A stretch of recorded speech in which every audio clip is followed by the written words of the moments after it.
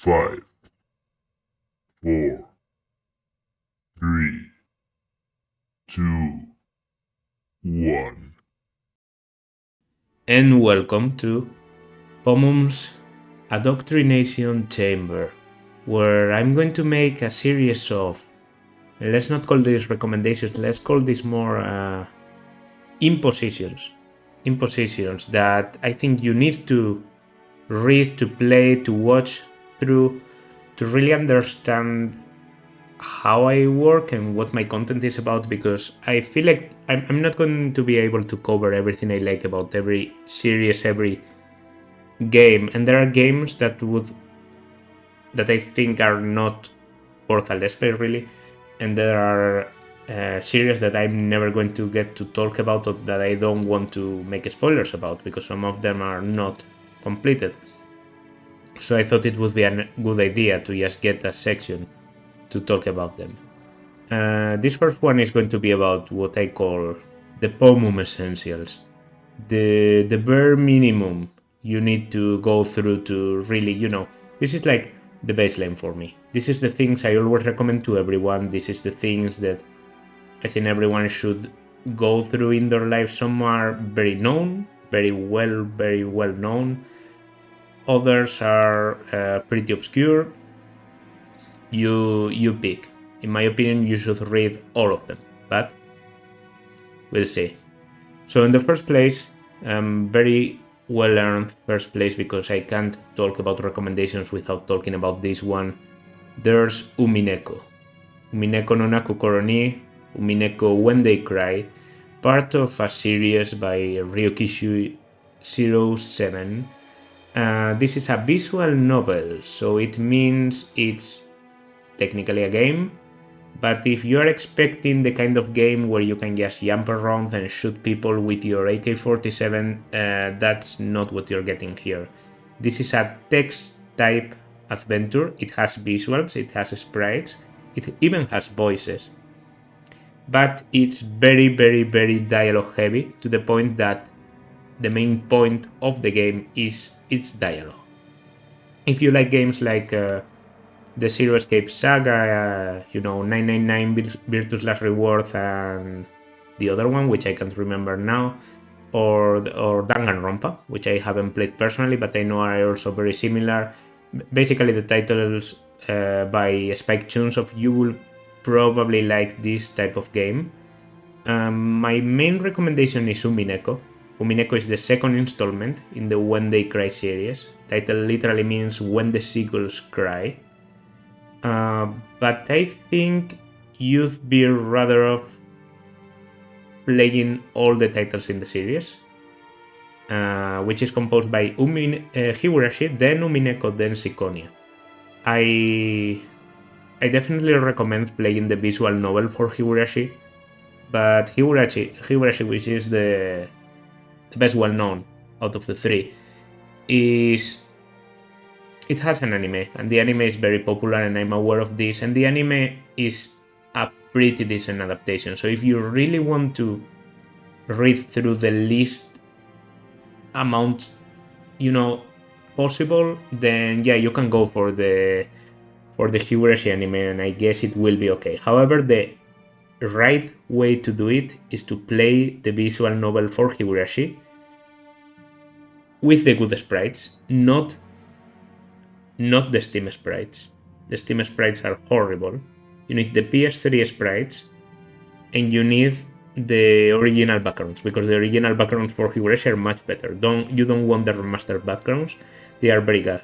They are very bad. If you want to go for the original art by the author, well, that's a whole different experience. I definitely wouldn't recommend that for a first playthrough, because in your weakness you might not take the story seriously due to the sprites. I definitely can take the story seriously even with the original sprites. That's Higurashi. Then you should go for Umineko. Umineko, the PS3 version, is very good. Umineko also has a very solid community. Higurashi is more of a mainstream series due to the anime and all that, and Umineko did get an anime adaptation, but it's completely horrid. You should never watch it. It's only going to throw some spoilers your way. while being bad, being very bad, being absolutely not what the visual novel is intended to transmit. So yeah, just read the damn novel. Amazing cast with a lot of well-known voices: Daisuke Ono, Tomokazu Sugita.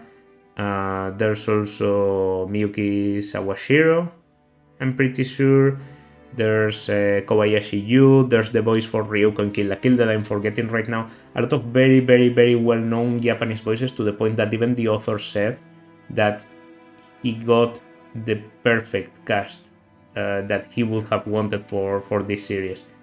Every voice fits the character perfectly. The story is masterfully written, and the only thing I can tell you about the plot without spoiling is that it's the kind of plot that has changed my perception of everything every type of media I've consumed after Umineko. Umineko is just a 10 out of 10 for me. Very difficult to overcome. I know there is a third part in the When They Cry series. I haven't played that one yet. It's called Thiconia. And yeah, yes, I haven't gotten to that one yet. I'm probably going to reread through the first two parts before I get into Thiconia, but just so you know. A good baseline to read Umineko is also to get some background on some series and especially books that are referencing the story. Yeah, there are some spare reference to, I don't know, Touhou, but that's not what matters. The Tokyo Zodiac Murders, a book I honestly haven't read. The Tokyo Zodiac Murders I know is heavily referenced and has a lot of, even characters that are directly taken from the books. So if you can read the Tokyo Zodiac Murders before you read Umineko, that's, the perfect state to come in. The Divine Comedy also. I'm not even joking, the Divine Comedy, there's a lot of references. I guess if you have played Devil May Cry, then, well, okay, that can do. And Agatha Christie. Agatha Christie, there are direct reference to the books, and even some spoilers on the books by Agatha Christie, so if you were interested in reading them, you should probably do so before reading Umineko. Now, going into my second recommendation is One Piece. Wow, so obscure, so not well known at all. But the amount of things I know about One Piece and the amount of the times I've watched the entire series, it might overcome your expectations. Like, you might think I'm just an average fan. No, I'm the best fan that the One Piece fan base could get. I know everything about the series by heart. I basically know almost every plot point by heart, every voice actor by heart, and thankfully to you, I can sometimes spare to make a little reference in the channel or something like that, but I don't want to dedicate the channel to One Piece, even though I could perfectly, because my amount of obsession with One Piece is equal to Fire Emblem, or even maybe a little bit less than Fire Emblem, but it's there. There's a perfect way to watch One Piece. I definitely recommend the manga. I think the manga is better than the anime, but I do think that there are people who want to watch the anime over reading the manga, and I think that's a legitimate reason, because the anime can feel more emotional. It has the music, the openings, the voices, so I understand that. I've read the manga and I've watched the anime many times, and both of them are valid. If you want to watch the anime, you should do it in this order. First, you watch the OVA 1, One Piece Defeat Him, The Pirate Gun Sack. Then you watch chapters 1 to 18. Then you watch movie 1, One Piece the Movie. Then you watch chapters 19 to 53. Then you watch the special 1, Adventure on the Ocean's Navel. Short 1, Django's Dance Carnival. Movie 2, Clockwork Island Adventure. Chapters 54 to 91. Short 2, The Dream Saucer King. Movie 3, Chopper's Kingdom on the Island of Strange Animals. episodes 92 to 133. 35, sorry, this take. Movie 4, Dead End Adventure. Chapters only 136 to 138, but this is very important to do. Then, the Special 2, Open Upon the Great Seal, A Father's Huge Dream. Episodes 139 to 206. Special 3, Protect the Last Great Performance. Short 3, Take Aim, The Pirate Baseball King. Movie 5, The Cursed Holy Sword. Episodes 207 to 219. Movie 6, Baron no Matsuri and the Secret Island. Can't recommend this movie enough because it's made by the same guy who made The Girl That Lived Through Time. So it's a big movie. Probably the best movie. Well, yeah, definitely the best movie in the One Piece movies. Then episodes 220 to 224, Special 4, The Detective Memoirs of Chief Straw Hat Luffy. Movie 7, The Giant Mechanical Soldier of Karakuri Castle. Movie 8, Episode of Arabasta. This is just a resume of the Arabasta saga, so you can maybe skip this one. Episodes 225 to 336, yeah, this is a big gap without anything interrupting it.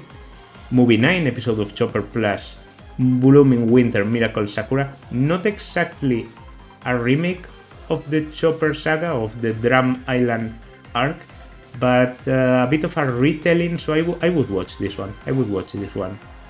Then episodes 337 to 381, OVA 2, One Piece Romance Down Story, 382 to 429, big gap.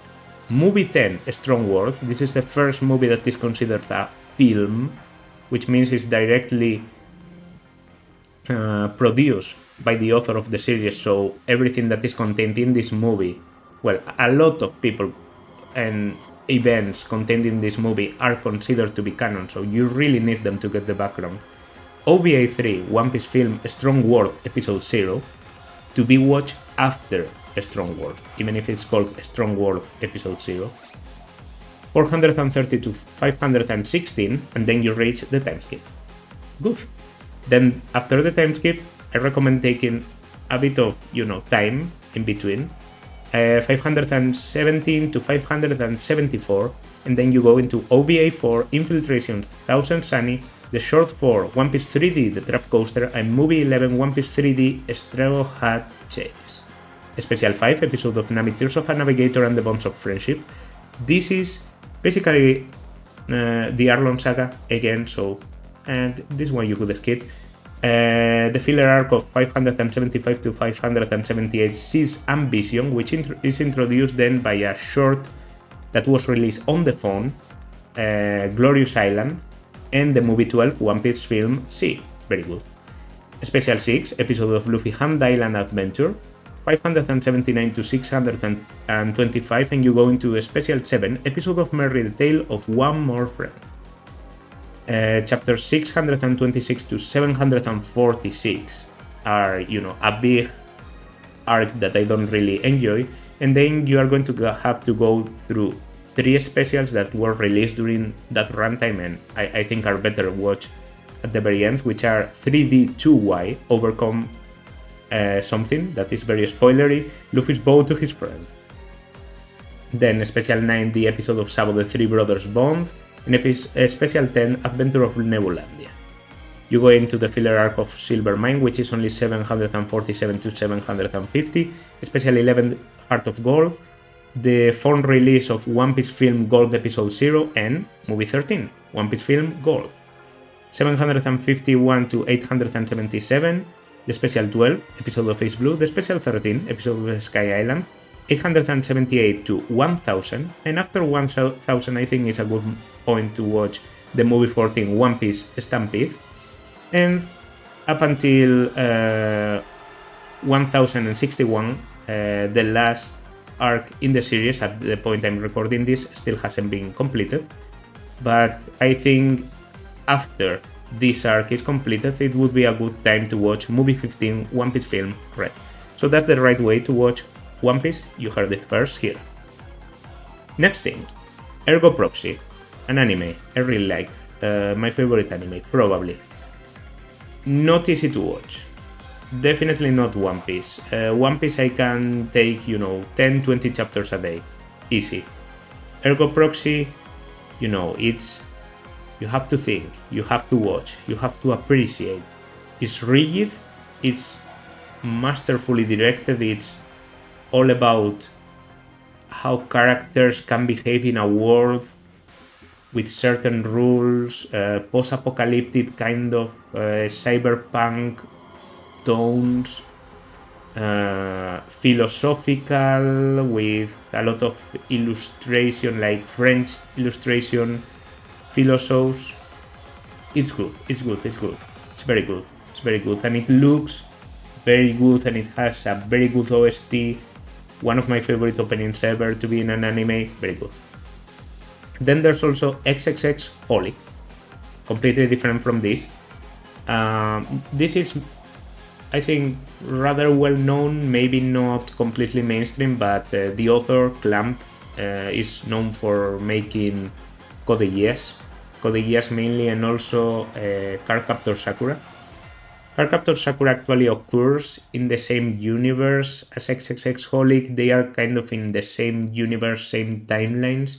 Between Cardcaptor Sakura, something called Subasa Reservoir Chronicles, which I still haven't read, and XXX Holic. I know XXX Holic has an anime. I heard the anime is very well done. I've watched the opening, it looks very good. If the animation is the type of animation that Clamp normally allow their series to get, it's probably going to be good. But I can only earnestly recommend the manga, because that's what I've read. A manga about magic, about a bit of...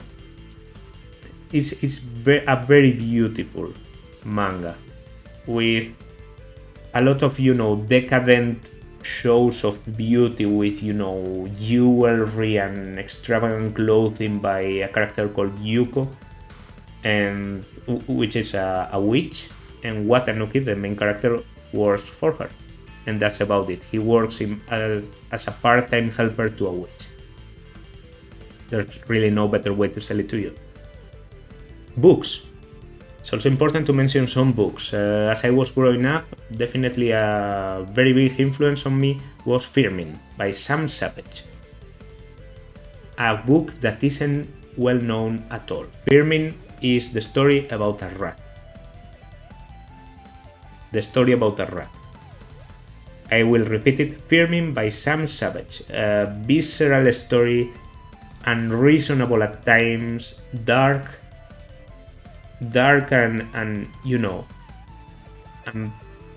vomit-inducing story. The kind of inducing story that you want to read. You want to read because it changes you. It changes you.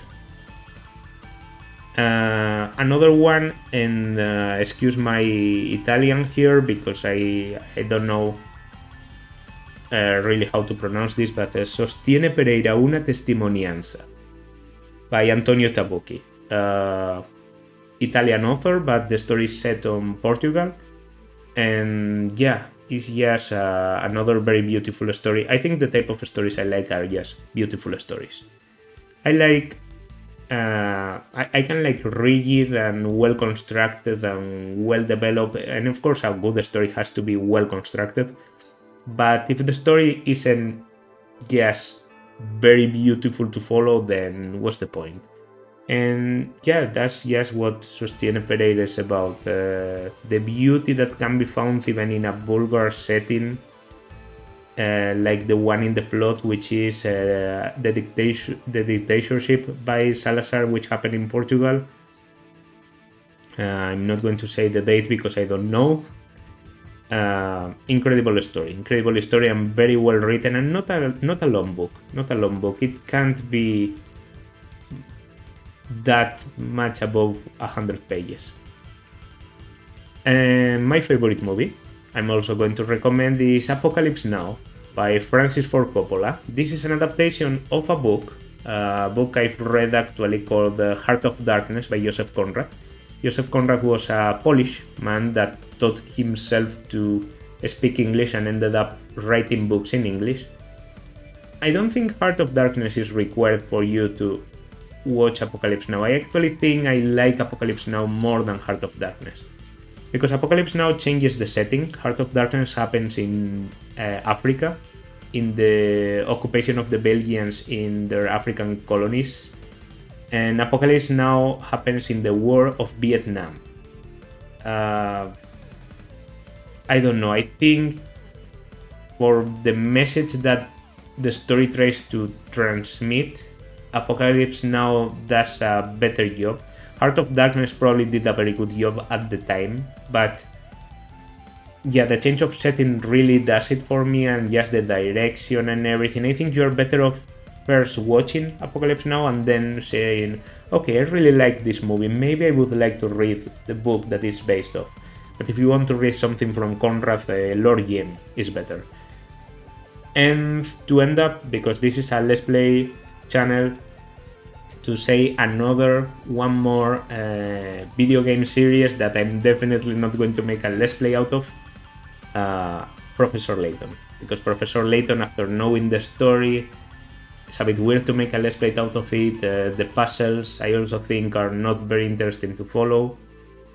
I can recommend the original trilogy. I've played 2 out of the 3 games in the original trilogy. I started with the second one with the Box of Pandora, but you shouldn't. You shouldn't. It's actually called the Diabolical Box, I think, in English, or something like that. Well, you should start with the Mysterious Village. That's just a mistake I made because at the time I didn't know better. Play first the Mysterious Village, then the Box of Pandora, and then the Lost Future, which is the one I still haven't gotten my hands onto, but a friend I kind of